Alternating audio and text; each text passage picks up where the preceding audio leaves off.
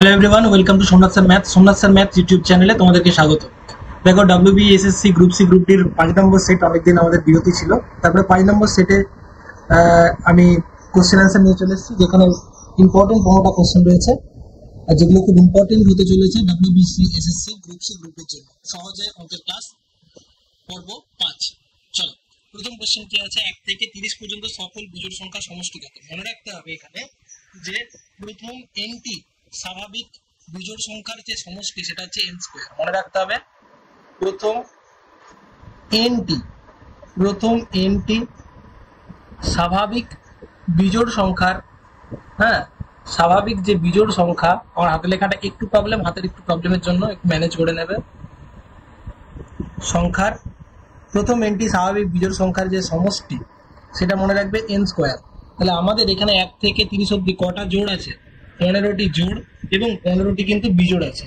15টা কিন্তু জোড় থাকবে এবং 15টি বিজোড়, একই না? তাহলে 15টা যেহেতু বিজোড় আছে, তাহলে তাদের সমষ্টি কত হবে? 15 স্কয়ার। ঠিক আছে, তাহলে অ্যান্সার কত হবে? 15 স্কয়ার মানে 225। অ্যান্সার হচ্ছে 225। নাহলে তুমি করবে এরকম করে 1 প্লাস 3 প্লাস 5 প্লাস 7 প্লাস এরকম করে করা কি সম্ভব? করা সম্ভব না। ঠিক আছে, মোট যটা বিজোড় থাকবে 1 থেকে তত স্কয়ার। কটা দেখতে হবে, কত পর্যন্ত না, 30 পর্যন্ত 15টা বিজোড় আছে, সেই জন্য 15 স্কয়ার। তারপরটা কি বলেছে? বলছে এক দম্পতির 6 জন বিবাহিত পুত্র আছে এবং তাদের প্রত্যেকের 3 জন করে, এখানে 3 হবে, 3টে করে সন্তান আছে। ঠিক আছে, তাহলে পরিবারের সদস্য জন কত? তাহলে দেখো, একটা সিম্পল জিনিস, 6 জন বিবাহিত পুত্র, তাহলে 6 জন বিবাহিত থাকলে তাদের ওয়াইফ থাকবে, একই না? বিবাহিত মানে তাদের ওয়াইফ থাকবে। তাহলে 6 জন বিবাহিত, মোটে তাদের পরিবারে মোট 12 জন আছে দম্পতি। দম্পতি মানে স্বামী ও স্ত্রী মিলে 12 জন আছে। ওকে, প্লাস আছে কত? প্লাস কি আছে? প্লাস মানে দেখো, এমনিতে দম্পতি আছে, 2 জন আছে। দম্পতি মানে কি? স্বামী স্ত্রী আছে, তাদের 6 জন ছেলে আছে। তাহলে 6 জন ছেলে থাকলে ভালো করে বুঝো, প্রথমে পরিবারে মোট কতজন আছে বলেছে, একদম গুগলি রাউন্ডের মতো কোশ্চেন, তাই না? তাহলে প্রথমে একজন দম্পতি মানে স্বামী স্ত্রী, তারপরে তার 6 জন কি থাকবে? 6 জন ছেলে আছে, মানে 6 জন বউ আছে, এবং প্রত্যেকের 3টি করে সন্তান আছে। তাহলে মোট 3 × 18টা। তাহলে মোট কতজন আছে? তাহলে 2 প্লাস 12, 2 প্লাস 12 মানে 14, আর এখানে 18, এখানে হচ্ছে 12 আর এখানে 2, তাহলে মোট কতজন আছে? 32 জন আছে। ঠিক আছে, তাহলে কতজন পরিবারটাতে কতজন সদস্য আছে? 32 জন। স্বামী স্ত্রী, তাদের 6 ছেলে আছে, মানে ছেলে বউ মিলে 12 জন, এবং তাদের প্রত্যেকের 3টে করে সন্তান আছে, মানে 3 × 18। ঠিক আছে, মোট 32 জন আছে। বলছি কিছু সংখ্যক কাম 8, 27, 36 জন বালকের মধ্যে ভাগ করে দেওয়া হলো। ন্যূনতম কতগুলি আম থাকলে সবাইকে দেওয়ার পরে একটিও অবশিষ্ট থাকবে না? তাহলে মিনিমাম কতগুলো আম থাকতে হবে? এমন একটা আম থাকতে হবে যেটা 18 দিয়েও ভাগ যাবে, 27 দিয়েও ভাগ যাবে, এবং 36 দিয়ে ভাগ যাবে। তাহলে এখানের মধ্যে অপশনের মধ্যে কোনটা সব দিয়ে ভাগ যায়? দেখো, তাহলে 18, 27 এবং 36-এর যে লসাগু সেটা হচ্ছে উত্তর। লসাগু এমন একটা সংখ্যা যেটা 3টে দিয়ে ভাগ যায়, তাহলে সেটা কি হবে? এটা হবে 108। ঠিক আছে, 120 তো যায় না, তাই না? 110ও যায় না, 112ও যায় না। লসাগু কত? 108। লসাগু করে নেবে, দেখবে 108 পাবো। ঠিক আছে, লসাগুটা করে যদি দেখাই, এইভাবে করব আমরা। প্রথমে যদি 9 দিয়ে করি, 9 3 9 2 18, 3 9 27, 4 2 এটা, আবার 2 1 3 2, তাহলে আর করার দরকার নেই। 9 2 18 গুণিত 6, 6 18 108। চলো নেক্সট, চারেরটা। দুটি সংখ্যার যোগফল বলেছে 128, তাদের গোসাগু বলেছে 16। তাহলে এমন কতগুলি জোড়া সম্ভব? যখনই দুটি সংখ্যার গোসাগু দেখতে পাচ্ছি 16, তাহলে সংখ্যা দুটোর আমি একটা লিখতে পারবো 16x, একটা সংখ্যা লিখে দেবো 16y। কি বললাম? যখন দেখতে পাচ্ছি দুটো সংখ্যা 16, গোসাগু বলেছে 16, তাহলে একটা সংখ্যা আমি লিখছি 16x, আর একটা সংখ্যা লিখছি 16y। ওকে, একটা 16x, একটা 16y। তাহলে এদের যোগফল বলেছে 128। তাহলে 16 যদি কমন নিই, x plus y equal to হচ্ছে 128। ওকে, তাহলে x প্লাস ওয়াই এর ভ্যালু কত? 16কে কত দিয়ে গুণ করলে 128? 8 দিয়ে। তাহলে x আর y এর যোগফল হতে হবে 8। কিন্তু x আর y কি? এই দুটো হতে হবে কো প্রাইম। ঠিক আছে, কো প্রাইম মানে কি? পরস্পর মৌলিক সংখ্যা। তাহলে আমি দেখবো 1 আর 7 8 হয়, এবং কো প্রাইম। দেখো এগুলো কো প্রাইম। 2 আর 6 8 হয়, কিন্তু এই জোড়াটাকে নিতে পারবো না, কারণ 2 আর 6 কো প্রাইম না। তারপরে কত নেবো? 3 আর 5 নিতে পারি আমরা, কারণ এটা কো প্রাইম। তারপরে 4 আর 4 এটা কিন্তু কোপ্রাইম নয়, 8 হয় কিন্তু কোপ্রাইম নয়। তাহলে কোন দুটো জোড়া হবে? দুটো জোড়া, কেবলমাত্র 1 7 এবং 5 আর 3 এই দুটো জোড়াকে আমি নিতে পারবো। ঠিক আছে, নেক্সট পরেরটা। এখানে জাস্ট একটা কি বলে, এখানে জাস্ট একটা দেয়া আছে আমাদের সরলীকরণ দেয়া আছে। সরলীকরণটা ঠিক আছে কিনা আমি একটু দেখে নিচ্ছি। ঠিকই আছে এটা। তাহলে আমরা যদি করি এটা 8 সাথে কত হবে?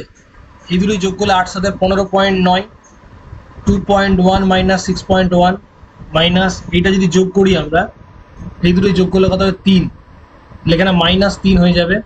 ওকে, আর এখানে +15 এটা ব্র্যাকেটের মধ্যে। তাহলে কত হয়ে যাচ্ছে দেখো, এই দুটো মিলে 15 2 17 হয়ে যাচ্ছে। 15.9 এটা হচ্ছে 15 2 17.1 আর এটা হচ্ছে 9.3। ওকে, তাহলে এবারে 15.9 এখানে মাইনাস এই দুটো বিয়োগ করলে 8 10 7.8 এটা কত যাচ্ছে? 1, এটা হচ্ছে 8.1 হয়ে যাচ্ছে অ্যান্সার। ওকে, অ্যান্সার হয়ে যাচ্ছে 8.1।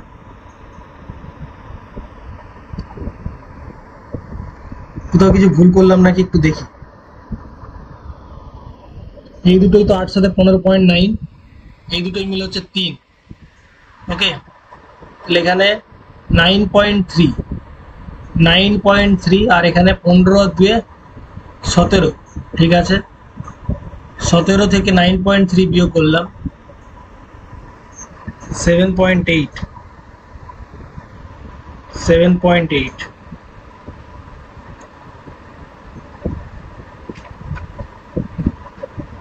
আচ্ছা, এখানে 8.1ই হবে। ঠিক আছে, এটা 8.1ই হবে, হয়তো অপশানের লাস্টে এটা 8.1 ছিল, এটা 8.1ই হবে। ঠিক আছে, বা কিছু গন্ডগোল আছে, দেখে নেবে সরলটা।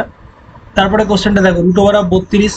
আচ্ছা, এটা বাই হবে। হ্যাঁ, √32 প্লাস √48 √8 বাই √12। তো এইটা আছে আমাদের। তো কেমন করে করব দেখো, √32 প্লাস √48 এইটা কোশ্চেনটা দেওয়া আছে, √8 প্লাস √12। তো আমরা কি করব, এটাকে লিখতে পারবো 4√2 আর এটাকে লিখতে পারবো 3 × 48 16। তাহলে 16-র জন্য 4 বেরিয়ে আসছে 4√3 আর এখানে কি আসবে 2√2, কারণ 4 × 2 আর এটা লিখতে 4 × 3 অর্থাৎ 2√3। তাহলে এখানে 4 কমন নিলে 2 প্লাস √2 প্লাস √3 আর নিচে 2 কমন নিলে √2 প্লাস √3, এটা কেটে যাচ্ছে। তাহলে 4/2 অ্যান্সার হয়ে যাচ্ছে 2।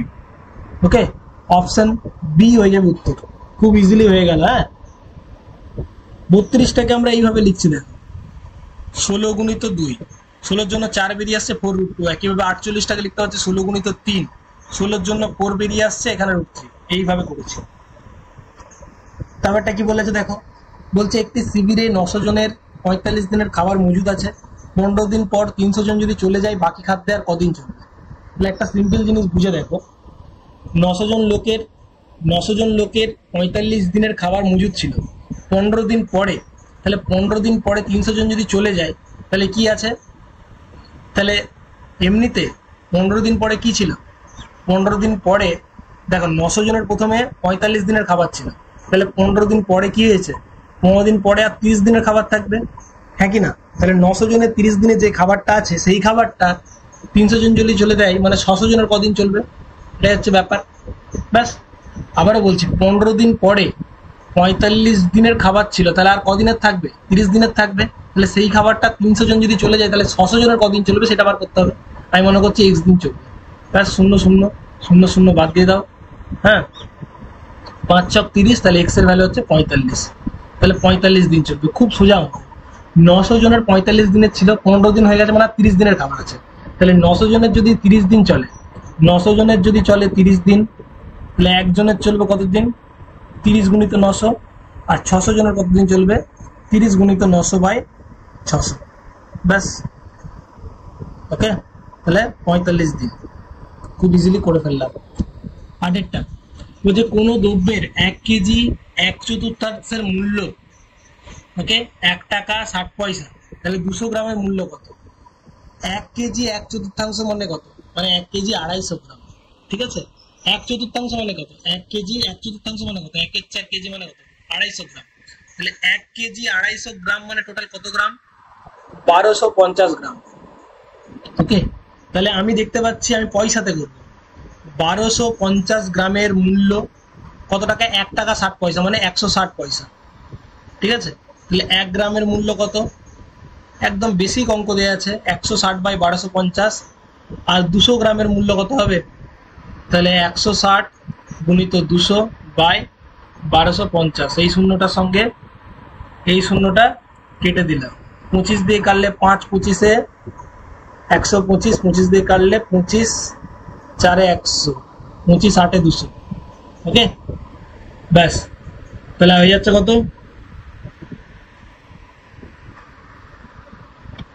ও 1 কেজি, সরি সরি সরি, একটু কোশ্চেনটা একটু ভুল করেছি আমরা।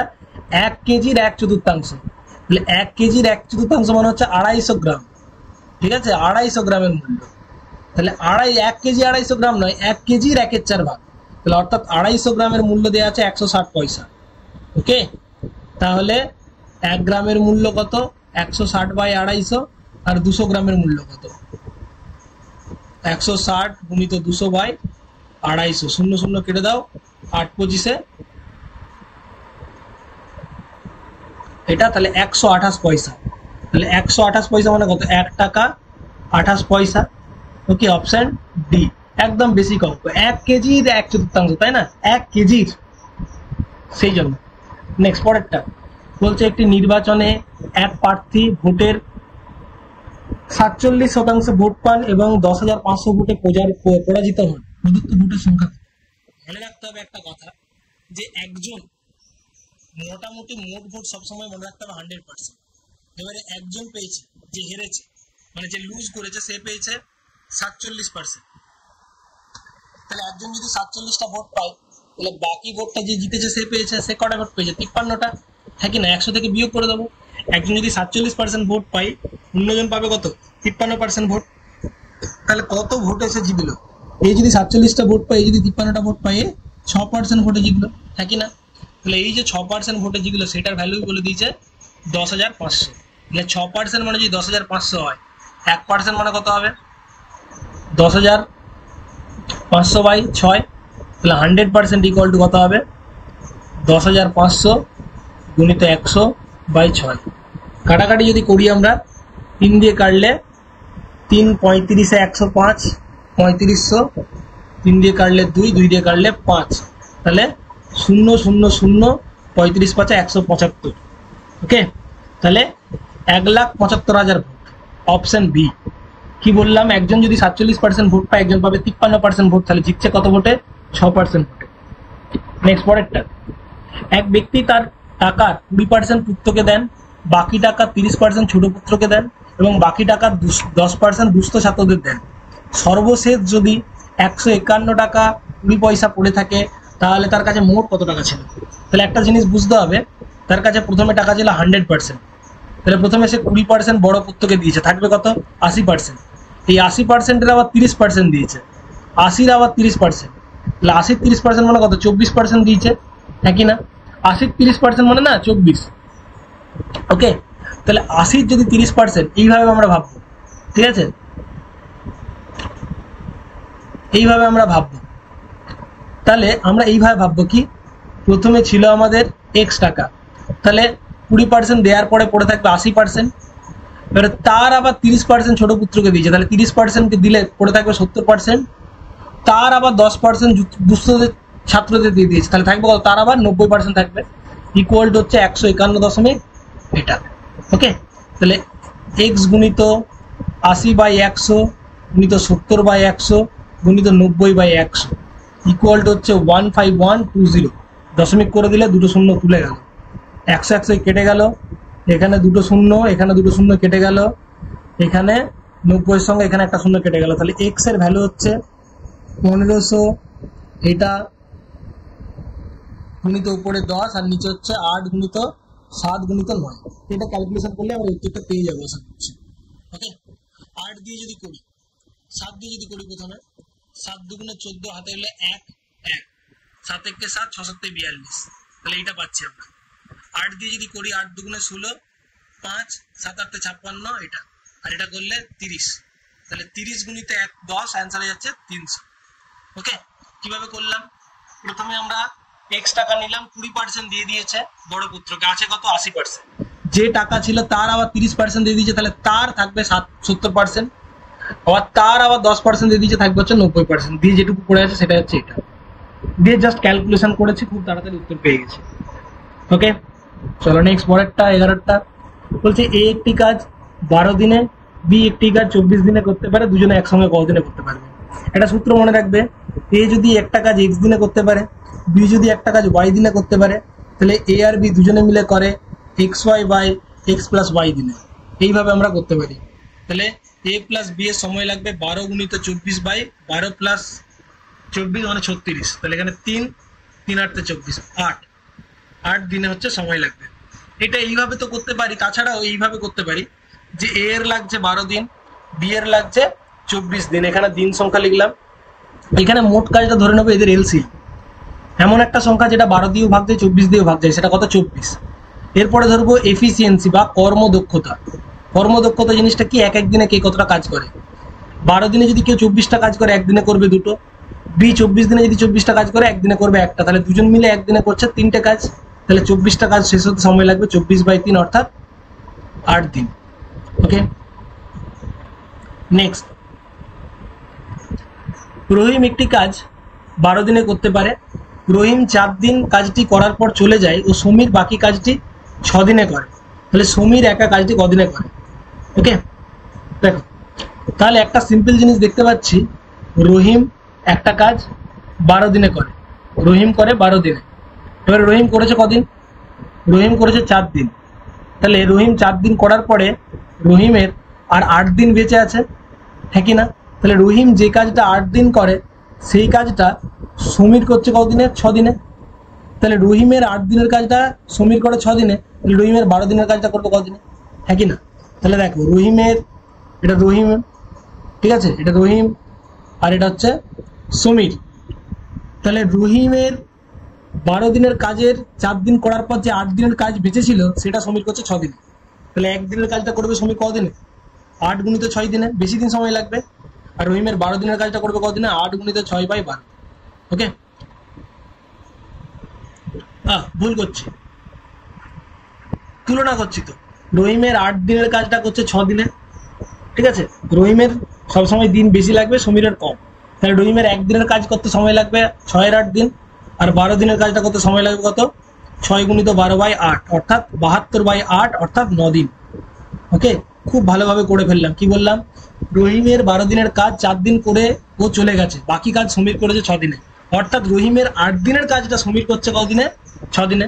তাহলে রহিমের 8 দিনের কাজ সমীর করছে 6 দিনে, তাহলে 1 দিনের কাজ করবে কদিনে? 6 আর 8 দিন, অর্থাৎ পুরো কাজটা, অর্থাৎ 12 দিনের কাজটা সমীর কদিনে করছে? 9 দিনে। ওটাই বলেছে সমীর পুরো কাজটা একা কদিনে করে? 9 দিনে।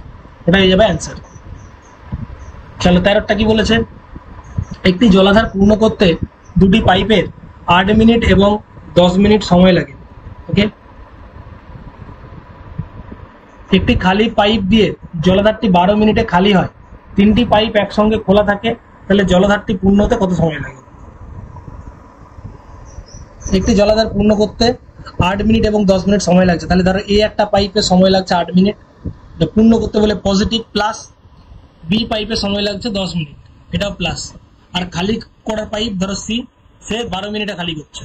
তাহলে আমি এখানে দেখবো 3টে পাইপই কাজ করছে, তাহলে আমি ধরে নিচ্ছি পাইপের যে মানে ট্যাঙ্কার যে ক্ষমতা, জলাধারটা যে ক্ষমতা, সেটা হচ্ছে 3টের এলসিএম। তাহলে এমন একটা সংখ্যা 8 12 এবং 10 দিয়ে যায়, কত হবে? 8 আর 12 দিয়ে যায় 48, 8 আর 12 দিয়ে যাচ্ছে 8 12 96, 8 24, 24 আর 10 120। তাহলে আমি বলছি টোটাল 120 এত লিটারের ট্যাঙ্ক, ঠিক আছে। তাহলে যে ভর্তি করছে 8 8 করে, 8 ইউনিট করে ভর্তি হলে 8 মিনিটে যদি 120 ভর্তি হয়, 1 মিনিটে ভর্তি হয় 15, 10 মিনিটে যদি 120 ভর্তি হয় 1 মিনিটে ভর্তি হয় 12, 12 মিনিটে যদি 120 খালি হয় 1 মিনিটে খালি হবে 10। এটা খালি হচ্ছে আর এগুলো ভর্তি হচ্ছে, এগুলো প্লাস। তাহলে দেখো, তাহলে ভর্তি হচ্ছে কত? 15 12 27 আর খালি হয়ে যাচ্ছে 10, মানে আলটিমেটলি 17 ইউনিট, হ্যাঁ কি না? তাহলে অতএব এ বি এবং সি যদি 3টেই কাজ করে তাহলে ভর্তি হবে 17 ইউনিট। তাহলে 120 ইউনিট ভর্তি করতে কত সময় লাগবে? 120/17, অর্থাৎ 7 17 119, 7 পূর্ণ 1 17। ওকে, 120 17, 7 17 119 1, তাহলে 7 পূর্ণ 1 17 হচ্ছে অ্যান্সার।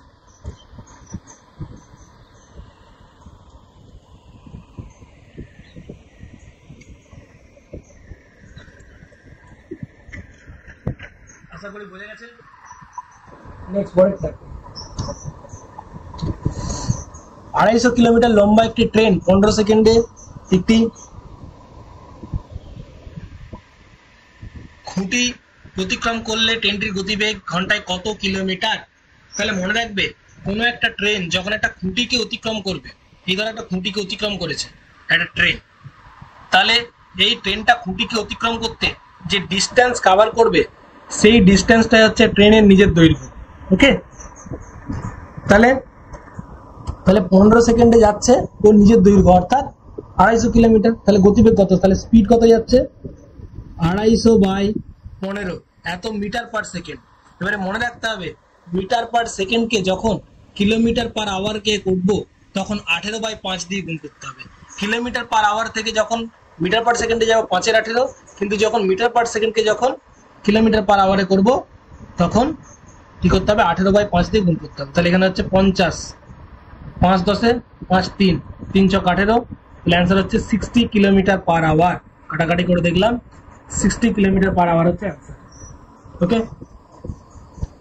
চলো নেক্সট পরেরটা বলছে স্থির জলে একটি নৌকার বেগ 7 কিলোমিটার ও স্রোতের বেগ ঘন্টায় 3 কিলোমিটার। এটা 3 হবে, এটা ও নয়, এটা 3 হবে। স্রোতের গতিবেগে 10 কিলোমিটার যেতে নৌকাটির কত সময় লাগবে? নৌকার বেগ মানে বোট মানে তো নৌকা, বোটের বেগ 7 কিলোমিটার পার আওয়ার। ওকে, স্টিমের গতিবেগ 3 কিলোমিটার পার আওয়ার। তাহলে তুমি বলো স্রোতের বিপরীতে, স্রোতের গতিবেগ বিপরীতে মানে হচ্ছে আপস্ট্রিম, স্রোতের বিপরীতে মানে প্রতিকূলে সেটা হচ্ছে আপস্ট্রিম। তাহলে আপস্ট্রিমের গতিবেগ কি হবে? আপস্ট্রিম মানে হচ্ছে নৌকা মাইনাস স্রোত, কারণ নৌকাটা এইদিকে যাচ্ছে, স্রোতটা এইদিকে, তাহলে স্রোতের গতিবেগটা মাইনাস হয়ে যাবে। তাহলে কত যাচ্ছে? 7 - 3 অর্থাৎ 4 কিলোমিটার প্রতি ঘন্টায়, হ্যাঁ কি না? তাহলে টাইম কত লাগবে? 10 কিলোমিটার যেতে 10/4 অর্থাৎ 5/2 ঘন্টা। 5/2 ঘন্টা মানে কত? 2 ঘন্টা মানে 2.5 ঘন্টা, তাহলে 2 ঘন্টা 30 মিনিট। খুব সোজা একটা অঙ্ক। ওকে, খুব সোজা একটা অঙ্ক।